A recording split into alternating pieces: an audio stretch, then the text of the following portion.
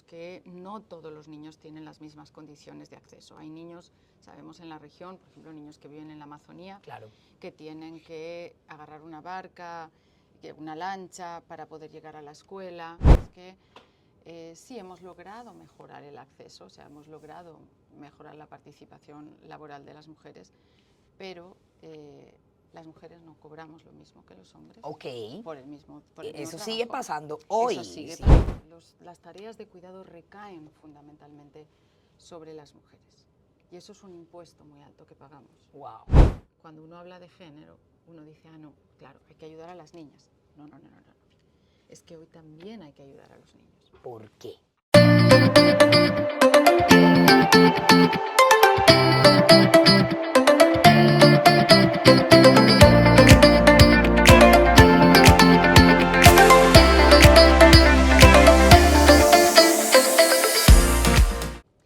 Hola a todos y bienvenidos a un nuevo episodio de Punto Biz. Este es muy especial porque lo estamos grabando directamente desde Washington y con una mujer espectacular que conocí el año pasado. Ya yo la seguía por LinkedIn, el año pasado ya finalmente la conocí. Ella dirige el área de educación en el Banco Interamericano de Desarrollo. Mercedes Mateo, bienvenida a Punto Biz. Muchísimas gracias, Karen. Qué gusto tan grande teneros aquí.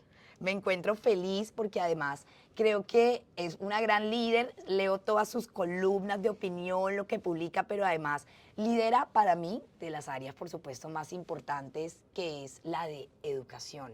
Empecemos por hablar de eso. ¿Cómo llegaste a perseguir esta carrera en educación, pero en el mundo del desarrollo internacional? Mira, la verdad que mi trayectoria ha sido un poco ecléctica, ¿no? He hecho diferentes cosas, partí trabajando en la academia, muy preocupada siempre por temas sociales y en algún momento estás entre esa disyuntiva de me quedo en la academia, me voy a hacer algo como un poco más práctico relacionado con la implementación de política pública y surgió de la posibilidad de venir a trabajar al BID. Entonces ahí ya empecé a aterrizar un poco todo ese contenido y toda la investigación que había hecho en la política pública.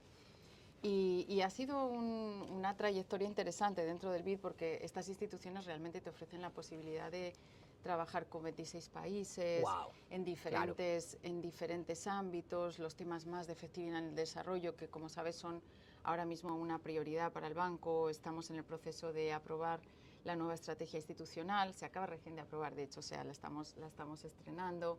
Impact Plus se llama, y hay una dimensión súper importante para todos los temas de resultados, de lo tangible, del impacto, de cómo llegamos a beneficiarios, cómo escalamos los programas, porque hay veces, y vosotras lo conocéis muy bien, que tienes programas que funcionan a una escala chiquitita, tipo boutique, pero que cuando tratas de llevarlos a escala no funcionan, porque requiere capacidad, porque no es lo mismo controlar un programa chiquitito que cuando tienes que llevarlo a escala nacional, etcétera. Entonces, esas son un poco las preocupaciones. Pero realmente lo que a mí me llevó a la educación es ese sentido profundo que yo tengo de justicia social y que creo que si quieres dar oportunidades reales para progresar a un individuo, tienes que invertir en el capital humano, tienes que invertir en sus habilidades. Y hoy, más que nunca, la moneda de cambio que una persona tiene y que tiene para toda la vida son las habilidades,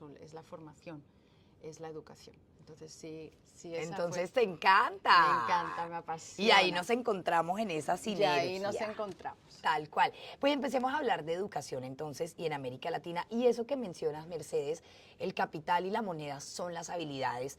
¿Cómo ves y cómo desde el BID se promueven esas habilidades en los colegios, por ejemplo, o con diferentes programas? Claro.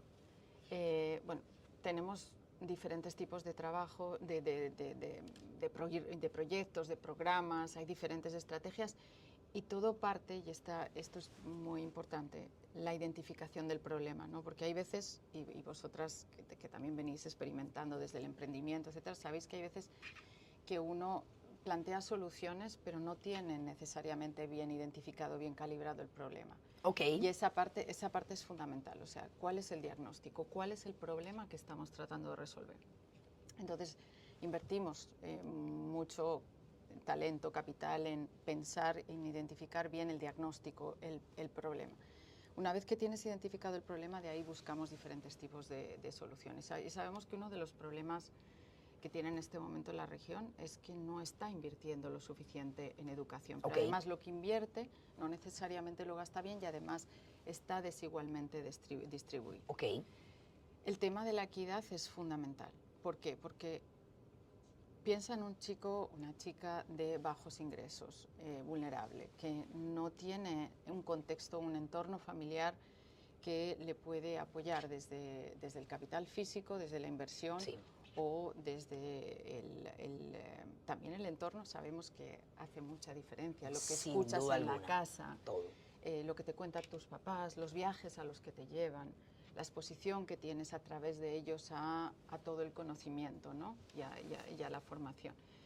Cuando en la casa no tienes todo ese acervo de insumos, la escuela debería estar compensando por toda esa riqueza, no solamente económica, sino también cultural, que tienen las familias de altos ingresos. Por eso la escuela es fundamental. ¿Qué es lo que vemos? Volviendo al tema del financiamiento y de la inequidad, lo que vemos es que los sistemas educativos no necesariamente están invirtiendo más en los chicos, en los jóvenes, en los niños más vulnerables. Entonces hay un problema de inequidad, porque cuando la escuela debería estar invirtiendo mucho más en los más vulnerables para compensar por ese desnivel al origen, no está pasando así. Entonces trabajamos mucho con fórmulas, suena algo como un poco etéreo, pero en realidad con fórmulas de financiamiento que te permiten redistribuir más a los que más lo necesitan. Eso es un ámbito de trabajo que es muy importante, y parto por ahí porque al final la plata que llega es fundamental. Luego, la segunda derivada es, ya hemos logrado que la plata se distribuya bien, ahora ¿cómo hacemos para que esa plata se gaste bien? Y estos son todos los temas. Y tenga resultados. Exactamente. Y ahí es donde trabajamos mucho para generar evidencia rigurosa, evaluaciones de impacto, de programas para estar seguros que estamos realmente ofreciendo una solución al problema que identificamos antes. Y ahí también estamos haciendo diferentes tipos de programas, de proyectos. Te cuento algunos. Me encanta. Y te voy a decir que creo que es importantísimo que nuestra audiencia los escuche y los conozca también. Entonces, cuéntame en detalle. Súper. Hacemos muchas cosas, pero creo que te voy a contar solo algunos para abrir boca. Me gusta, luego, para que la gente siga investigando. Eso, y ahí tú, si quieres, me vas preguntando, me dices, oye, cuéntame un poquito más de este. Trabajamos, obviamente, hay un tema básico que es el de acceso. Sabemos que no todos los niños tienen las mismas condiciones de acceso. Hay niños, sabemos en la región, por ejemplo, niños que viven en la Amazonía, que tienen que agarrar una barca, una lancha para poder llegar a la escuela.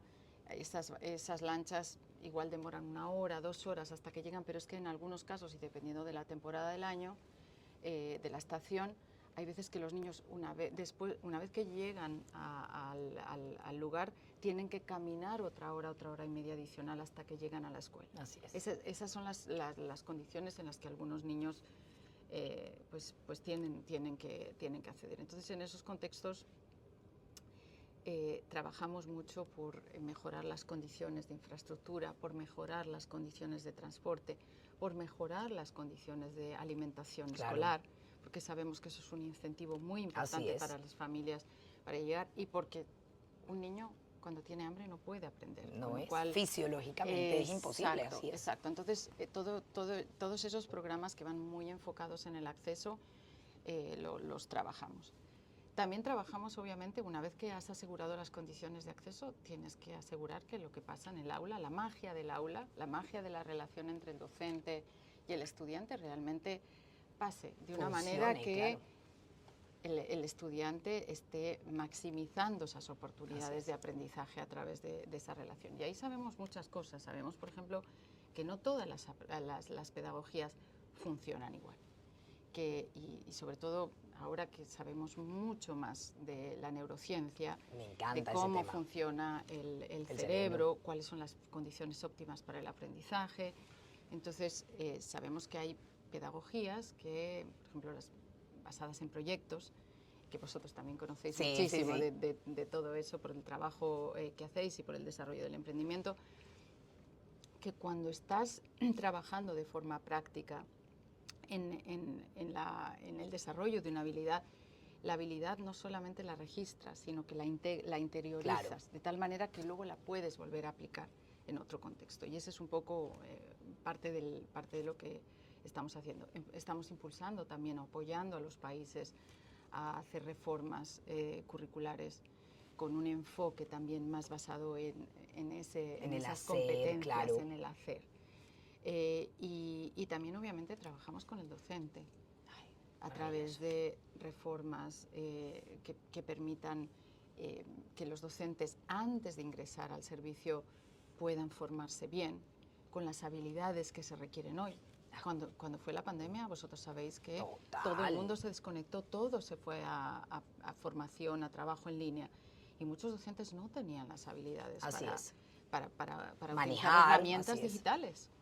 Entonces, eso creo que pegó un empujón muy importante en positivo, o sea, de verdad que nos descolocó a todos, pero creo que en la parte positiva es que pegó un empujón a los sistemas educativos hacia la digitalización y al uso de herramientas digitales que son pues indispensables. Indispensables, y además que ofrecen posibilidades que antes no tenían. Tú imagínate un docente que tiene 40 alumnos en la clase. Yo he visitado escuelas que tenían más de 100 en un aula. Dios mío.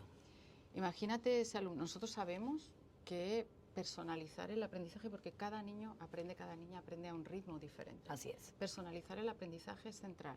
¿Cómo es posible que un docente solo en aula, sin apoyo de tecnología, pueda personalizar el aprendizaje? Es imposible. Eso era inviable hace unos años. Bueno, hoy eso es totalmente factible gracias a la tecnología, gracias a las plataformas adaptativas, gracias a herramientas que le permiten al docente en ese momento saber si ese estudiante ha entendido o no ha entendido ese problema y cómo fortalecer el desarrollo de esa habilidad particular a través de ejercicios que le van a ir ayudando a desarrollar y a consolidar ese conocimiento que no había integrado. Ese tipo de cosas son súper importantes. Estamos ayudando también, estamos hablando de tecnología, a transformar digitalmente los sistemas educativos. Hablemos de eso que me fascina. Pues ahí hay dos dimensiones fundamentales. Una es la de la gestión, hay que transformar la gestión. Imagínate que hay todavía familias que tienen que ir físicamente al colegio a inscribir a su hijo. Claro. Bueno, gracias a la tecnología, la matrícula puede ser digital. Claro. No necesita, claro, las colas, todos hemos visto las colas. El transporte, la movilidad, claro. Las colas, lleva papeles. No, es que señora o señor, usted se le olvidó este papel, este documento, vuelva a casa y al día siguiente vuelva a hacer 2 horas de cola. Otra vez. Sí. Bueno, esas cosas estamos apoyando a los países. Los países están transformando la gestión educativa de forma digital. Entonces eso obviamente simplifica la vida de las familias, pero también simplifica la vida del docente. De acuerdo. Cuando uno tiene que enviar la nómina, los pagos mensuales no digitalizados, está también en el mismo problema. Toda la digitalización de nóminas, de procesos de gestión educativa, el boletín de notas, la comunicación entre el docente y la familia. Gracias a la tecnología, todos esos procesos se facilitan. Entonces, la gestión es una parte muy importante de la digitalización y la otra, obviamente, es digitalización para el aprendizaje. Desde conectividad hasta todo lo que tiene que ver con plataformas y herramientas dispositivos digitales para el aprendizaje, obviamente. Ya estamos trabajando mucho, tanto en la formación de habilidades, hemos desarrollado una plataforma que se llama Guía EduTech, que permite a las escuelas, a nivel de escuela, identificar cuáles son las brechas para cerrar esa transformación digital, tanto de infraestructura como de habilidades del equipo docente y de gestión. Y entonces eso a nivel realmente del nodo, del centro educativo, permite gestionar y hacer un plan de mejora o de cierre de brechas. Para cada institución. Para cada institución. Ese es el tipo de cosas que también está pasando. Ese es el tipo de cosas que hacen, ¿no? Y creo que es interesantísimo conocerlo porque yo creo que tú tienes una visión que nos habla de toda América Latina y eso es muy interesante porque a pesar de que somos la misma región, cada país tiene sus diferentes componentes. Como por ejemplo el tema de género. Creo que es un tema que es bonito y que hay que tocar y tú me dirás porque pues yo sobre todo muy Colombia, pero cómo estamos viendo esa equidad de género y qué visión tienen desde el BID para asegurar que los niños y las niñas tengan las mismas oportunidades. Sí, es un tema extremadamente importante, porque volviendo a la preocupación inicial, ¿no?, de la equidad, la equidad, o sea, obviamente es intersectorial. No solamente hay equidad socioeconómica, sino que además la inequidad socioeconómica pues viene atravesada por otro tipo de inequidades como la de género, que es una fundamental. Si quieres, partimos desde el final y trabajamos, como se dice en inglés, backwards. O sea, pensemos en uno de los resultados finales, obviamente, es uno quiere ver a mujeres participando en el mercado laboral, pero participando con equidad, con relación a sus pares masculinos. Y lo que vemos en el mercado laboral es que sí hemos logrado mejorar el acceso, o sea, hemos logrado mejorar la participación laboral de las mujeres, pero las mujeres no cobramos lo mismo que los hombres. Por el mismo eso trabajo. Sigue pasando hoy. Eso sigue pasando. Es importante saberlo. Es muy importante. No se percibe el mismo, la misma remuneración. No hay equidad por salarial. Hacer el mismo trabajo. Exactamente, no hay equidad salarial. Pero además otro tema súper importante es que hay una gran segregación ocupacional. Es decir, que parte del problema es que al mismo empleo no se percibe lo mismo, pero además las mujeres tendemos a estar en empleos que tienen una remuneración más baja. O que tienen incluso menos probabilidades de ofrecerte un empleo, ¿sí? Por tanto, de participar. Ese es un poco el panorama. A dónde queremos llegar, ¿no?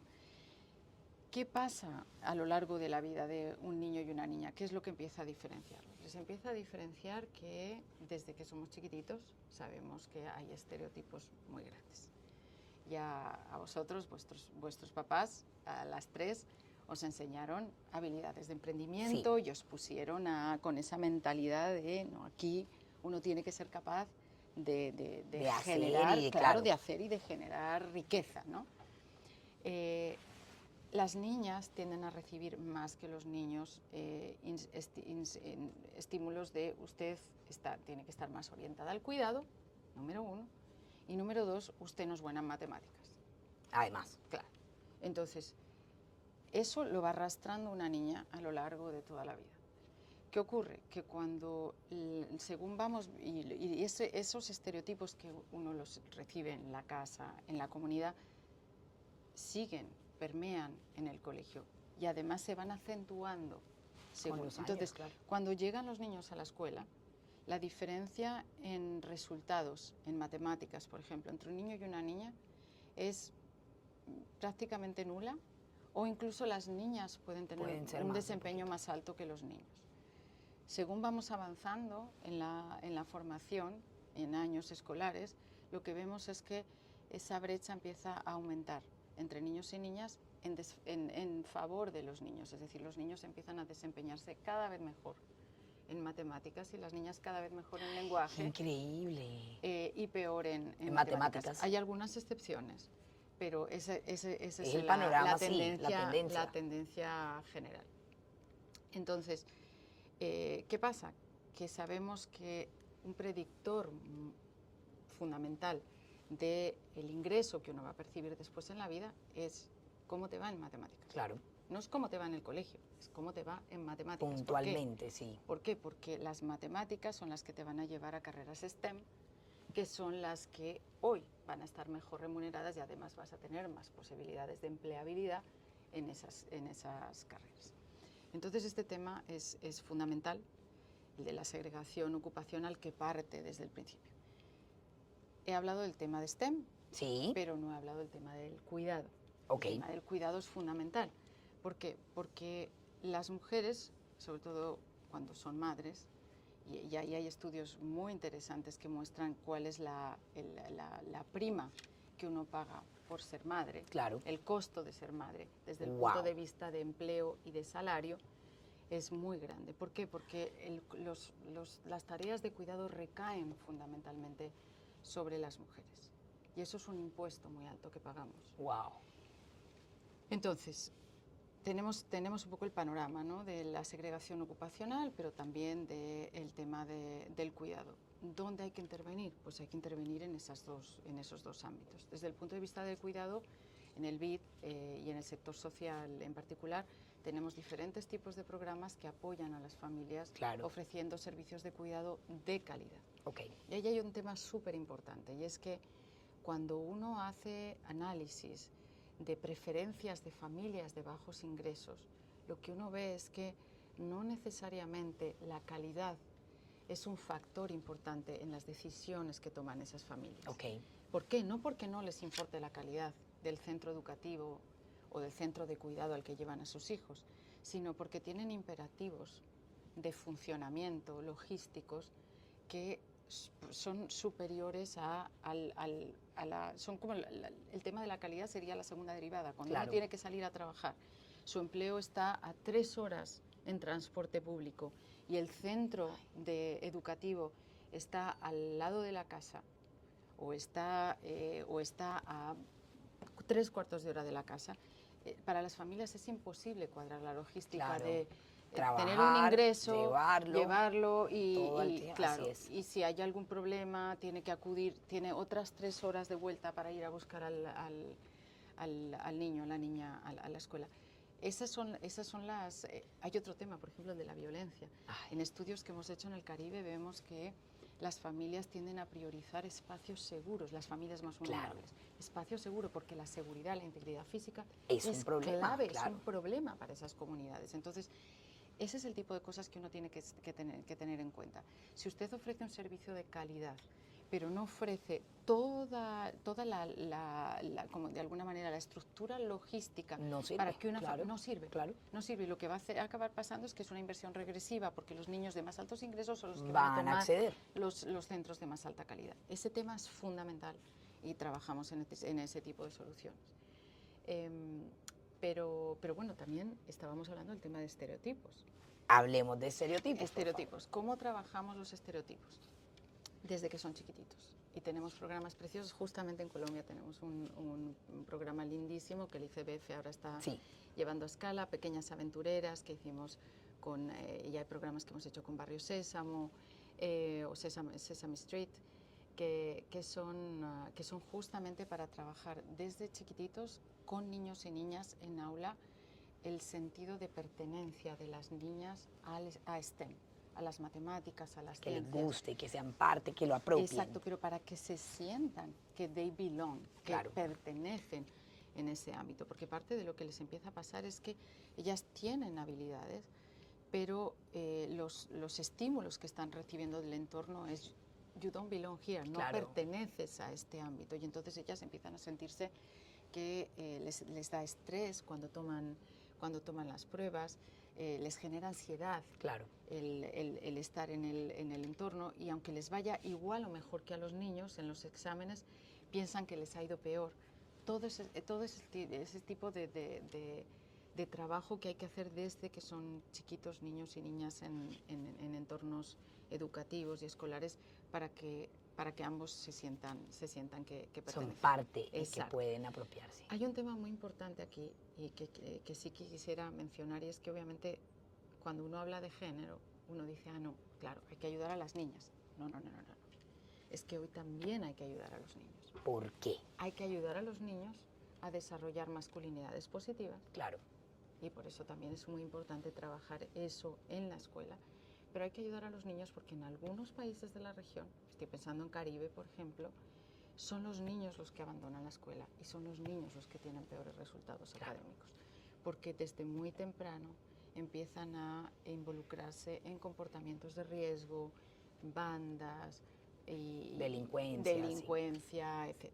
Entonces, los programas, cuando hablamos de género, hay que pensar que no solamente hablamos de niñas, estamos hablando de niñas y de niños, de niños, Claro. de jóvenes, hombres y mujeres. Y es importante verlo de esa manera porque pues solamente uno piensa en género y se va de una a las niñas, pero en nuestra región sí es verdad que los niños están expuestos a muchas otras factores que pueden hacer que se retiren y que deserten de la educación. Ahora, Mercedes, me voy con esta parte que me encanta, pues se ha venido este boom, ¿no?, de la inteligencia artificial y la tecnología y no la tecnología.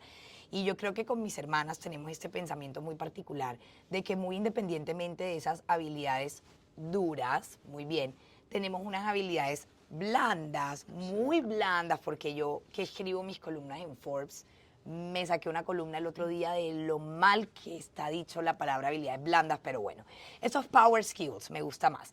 Estas habilidades socioemocionales que al fin y al cabo, y sin importarlo mucho o que vaya a evolucionar la tecnología, terminan siendo claves para que una persona que está creciendo hoy en primero, segundo, tercero de primaria, cuando se gradúen del colegio, pues tengan una oportunidad de tener éxito en su vida profesional.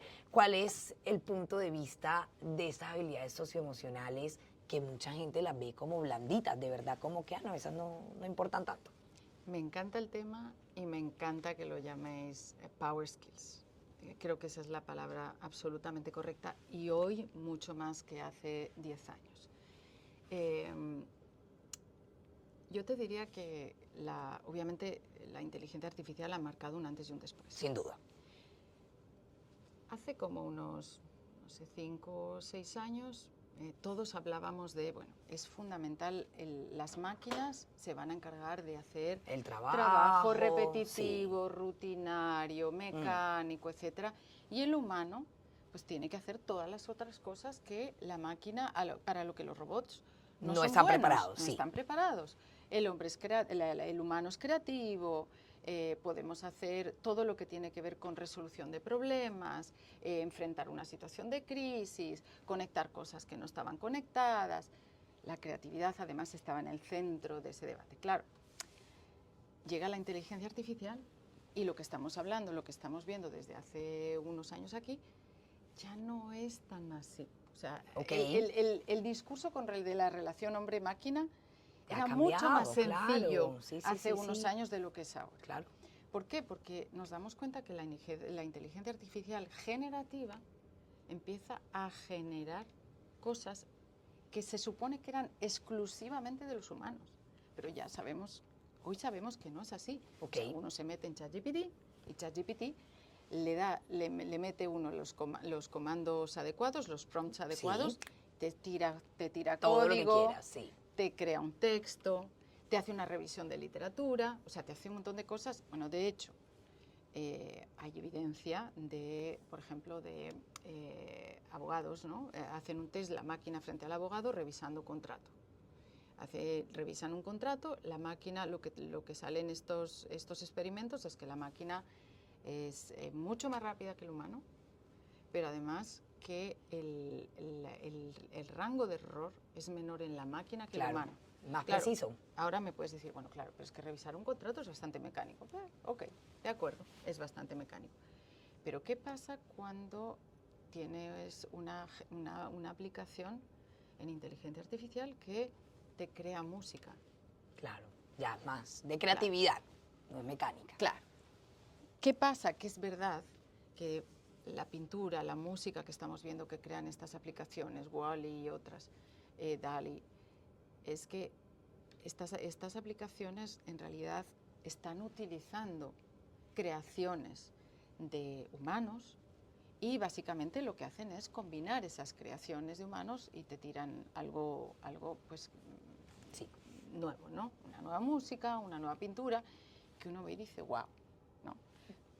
Pero ya estamos empezando a entrar en un ámbito en el que pensábamos que la tecnología, que los robots, que las máquinas no se iban a poder meter. Con lo cual, el punto de los Power Skills es el tema que uno tiene que trabajar desde el sistema educativo. Yo siempre digo que estamos poniendo la barra muy baja en los sistemas educativos cuando decimos que los niños tienen que aprender a leer y escribir y los básicos de matemáticas. Es fundacional, es lo mínimo que un niño debe. Sí, eso es un given, ya esto hoy día es, claro.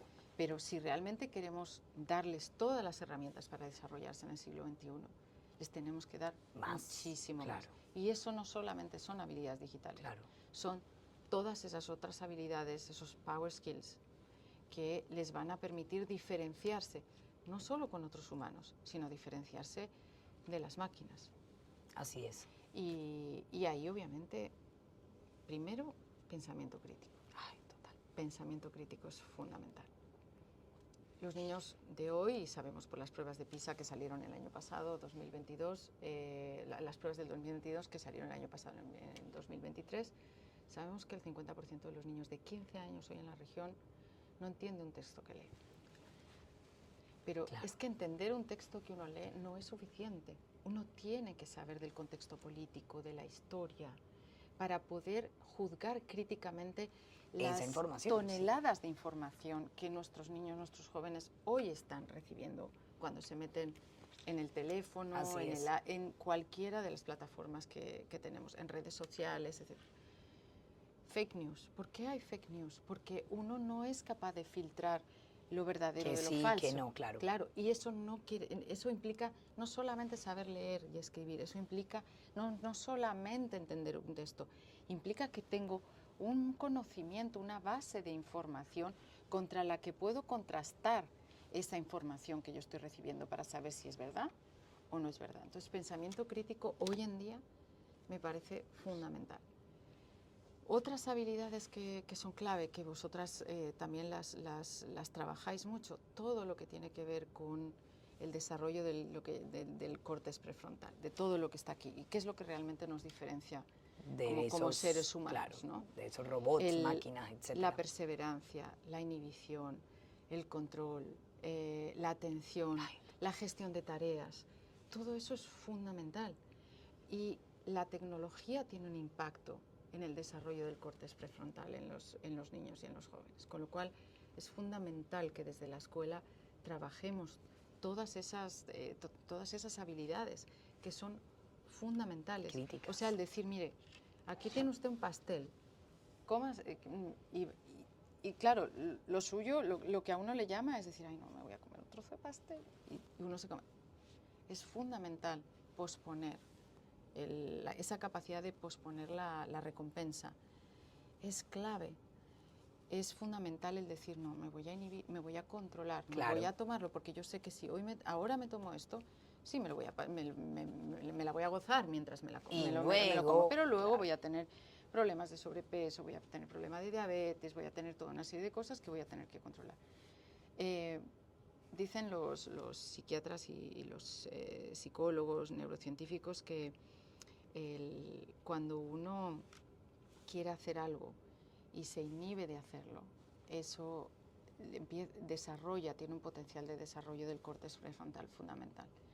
Eso a ningún niño se lo explican en el colegio. No, pues, a nadie, imagínate. No, usted lo que no quiere hacer, hágalo. Sí, claro. Porque cuando lo hace, esta parte de aquí de su cerebro está potenciando. A otro nivel, claro. A otro nivel. Y cuanto más lo haga, más va a potenciar. Y esta parte de aquí de su cerebro va a ser clave para el éxito en el resto de su vida. Wow. A mí me fascina ese tema también porque... Me encanta también. El cerebro, sabemos que el cerebro en los 3 primeros años de vida se desarrolla de una manera increíble, pero hay una parte del cerebro de la que se habla menos, que es la que se desarrolla en la adolescencia. Y la adolescencia dura hasta casi los 30 años en algunos casos. Sí. Y esa parte que se desarrolla es esta de aquí.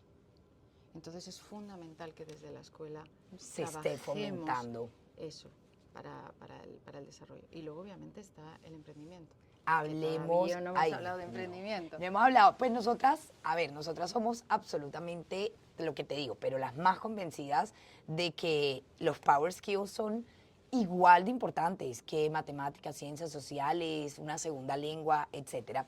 En nuestro caso, y tú que conoces nuestra historia, pues lo hacemos a través del emprendimiento. O sea, así como uno con el deporte desarrolla la disciplina y con el arte la creatividad, vemos que con el emprendimiento es un canal, una manera divertida, entretenida, chévere, como diríamos en Cartagena, de desarrollar ese espíritu emprendedor desde temprana edad. ¿Cómo lo ves? ¿Cómo lo ves? Me parece central y además conecta súper bien con la historia que estábamos hablando ahora de cómo ayudamos a los jóvenes a tener éxito, ¿no? A ser personas que realmente tengan su vida en control, la vida económica, la vida familiar, la vida social. Yo el emprendimiento, la habilidad de emprendimiento, claro, uno cuando habla de emprendimiento piensa en capital, piensa en inversión, claro, piensa en una empresa, piensa en sector privado, pero en realidad el emprendimiento para mí va mucho más allá. Es la capacidad que uno tiene de controlar su propia historia, de hacer su propia trayectoria. En el mundo de hoy hay infinitas posibilidades y uno tiene que tener clara cuál va a ser la trayectoria de vida. Y entonces uno se convierte en gestor, en emprendedor de su propia vida. Claro. Y eso es fundamental, porque uno puede, además hoy más que nunca, antes uno